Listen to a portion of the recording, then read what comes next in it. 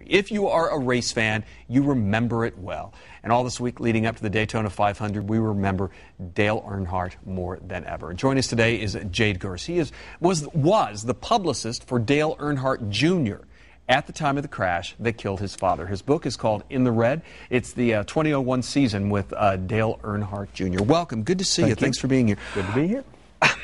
In the timeline for Dale Jr., this was his second year of Winston Cup racing? Yes, that's correct. 26 years old, entering his second full season. Yeah. You were in this unique situation where you were obviously the horror of it, the grieving of it, but you also had to conduct business and work for Dale Jr. and take care of him and protect him, right? Yeah, it was a very strange time, and my role as publicist was I guess, gatekeeper, trying to maintain a sense of sort of normalcy or sanity when, you know, every news outlet in the world was just clamoring for an interview or for time with Dale Jr. or really anyone in the family. So it was a particularly busy time in the weeks after. Well, just besides a young man seeing his father die and being out there and you know, being out there on that track, how do you think this redefined Dale Jr.?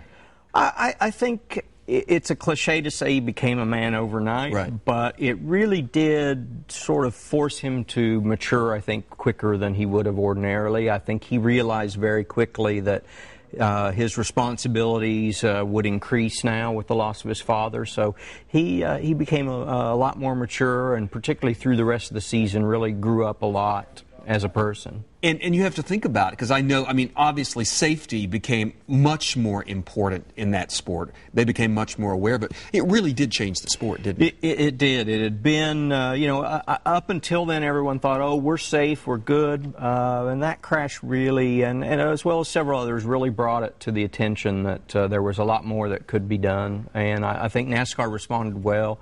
It's been a much better decade for them since that crash. Yeah. And I know you've changed jobs now. You work for Andretti Motorsport, and you're mostly in Indy now and doing that sort of thing. But I mean, you kind of have the blessing of Dale Jr. on this. I read that some of it, and he's given you his blessing on this book, right? Yeah, and he's read it, he's enjoyed it, so that was good. That was a big part of it for me, to make sure that he appreciated it and enjoyed it. So that was good to hear. And you know, whether or not that Dale Jr. is your driver or not, I've always along the way felt sorry for him, because first of all, he still has to drive those tracks that his father drove, but there is just that expectation, you know, to live up to that reputation, which I doubt anybody ever could, right? Yeah, and I give Dale Jr. credit. I think even from a young age, he realized that people expected him to be like his father, and he never really bought into that. He always felt like he was just doing his best to be his own self or his own individuality.